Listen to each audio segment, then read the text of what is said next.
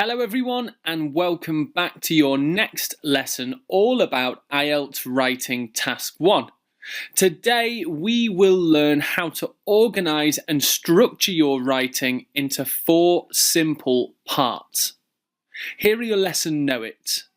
Firstly, you'll need to know how to write an organised IELTS Task 1 report in 4 steps. And you'll also understand what to write in each of the 4 steps.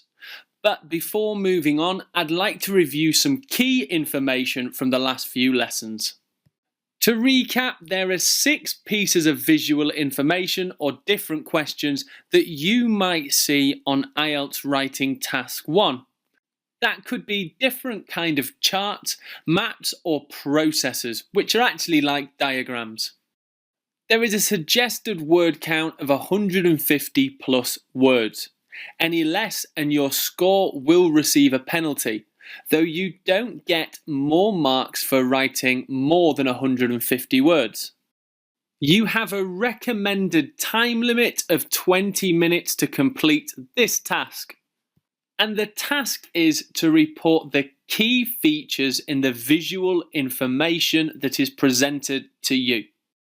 That rounds up just a few important things we know about IELTS Writing Task 1. And before we move on to our 4 steps, it might be worth asking, why do I need to structure my report? And to answer that, we'll go back to the band descriptors. In the Band 7 Task Achievement Band Descriptor, it states, presents a clear overview of main trends, differences or stages, and an overview is included in the 4-step structure that I will teach you in this lesson. And the Band 7 Coherence and Cohesion descriptor states, the student logically organises information and ideas. There is a clear progression throughout.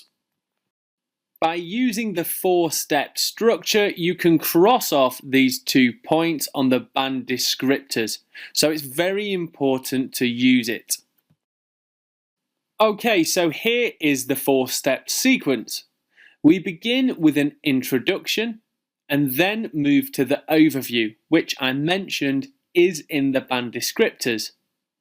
In previous lessons, I mentioned splitting the visual information into 2 groups. Here you can see we have 2 detailed paragraphs, and this is where you can talk about the 2 groups of data from the question. I would highly suggest pausing the video at this point in the lesson and writing the 4 steps down. Now I'm going to go into each of the steps and explain in a lot more detail what you need to write and how you can do it. So let's move on to the introduction step. Here is a Task 1 question. The bar chart shows the number of students attending 3 different courses from 2001 to 2004. Summarize the information by selecting and reporting the main features and make comparisons where relevant. On the vertical y-axis, we have students in millions, and on the bottom x-axis, we have the 4 different years. To the right of the bar graph, there is a key which gives us the 3 different courses. To write our introduction, we will need to paraphrase the question, which simply means to write it again, but to use our own words. However, that does not mean that we have to change every single word. Let me show you my example of how I paraphrase the question. The bar chart illustrates the total number of students enrolled into 3 different courses between 2001 to 2004. As you can see, I haven't made huge changes to the question, and I've used my understanding of synonyms, words that have the same meaning, to reword and paraphrase the question.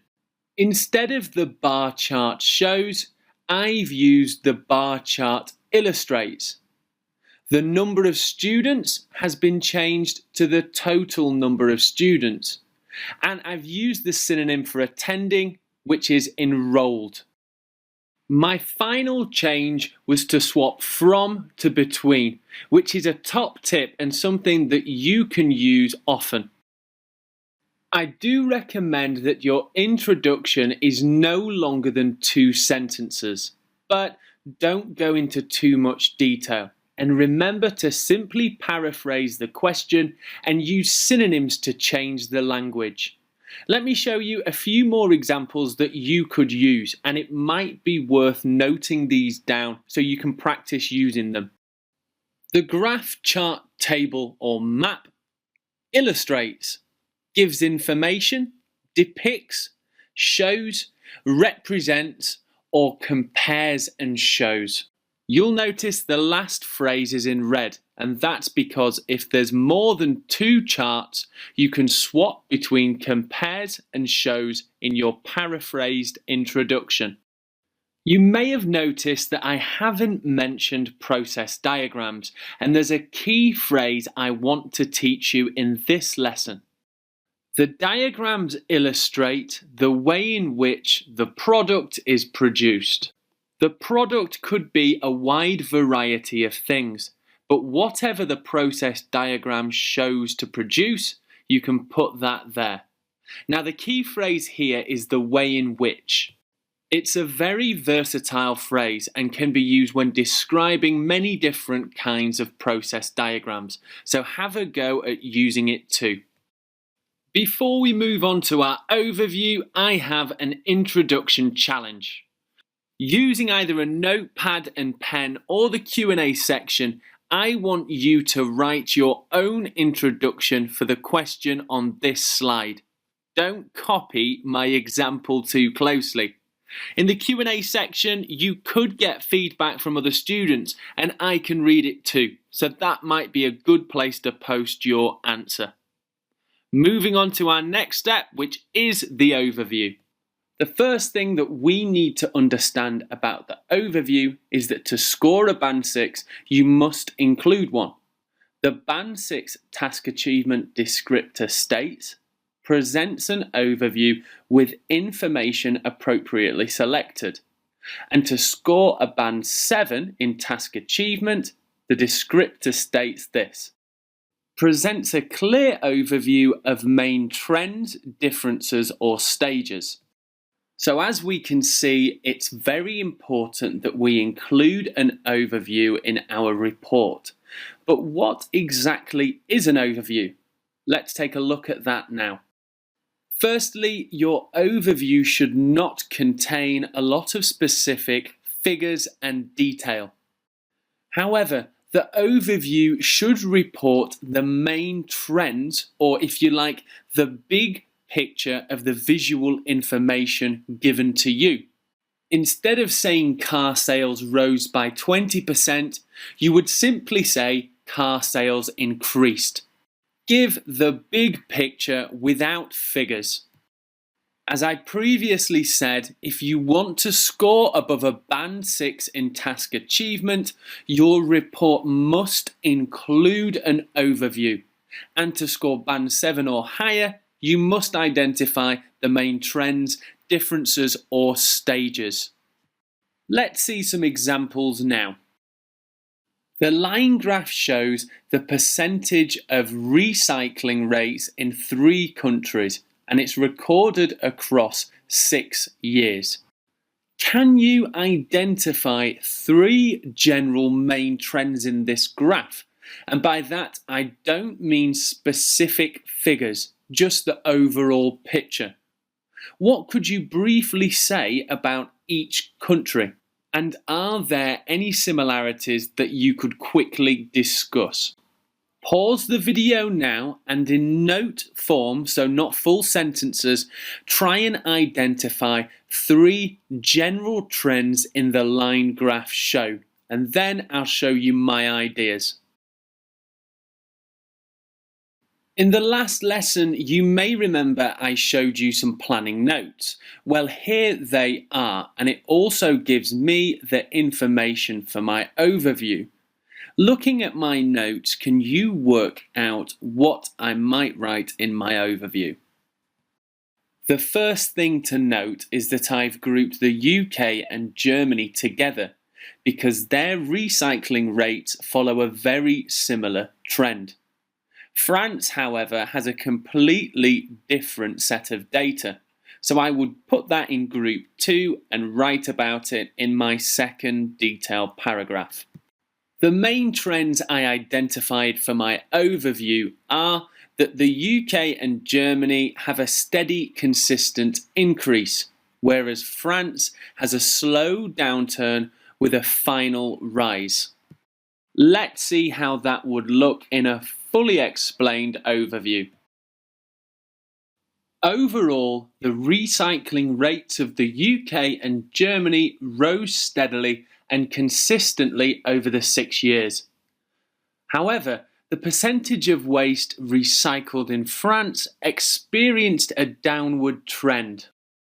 A few key points to mention would be, I've highlighted overall as I believe that is a key piece of vocabulary that you should start your overviews with, and do remember the comma. You can see that I haven't mentioned any specific figures or percentage increases in my overview and have just stuck to the main facts or the bigger picture. For now, don't worry too much about specific vocabulary. That will come in the next lesson. Here is a quick review of the 4-step report structure. We've completed our introduction and we've just looked at how to make an overview. Now it's time to take a look at what is in a detailed paragraph and how we can write one. I'd quickly like to return to the Task 1 question, which will remain the same every time. Summarize the information by selecting and reporting the main features and make comparisons where relevant. The majority of our answers to this question will be in our 2 detailed paragraphs, and that's where we'll be reporting the main trends, differences and similarities, so they are very important. But what do we need to include? In the detailed paragraph, you have to report the key features of the data shown to you, and this must be done accurately or you risk losing marks.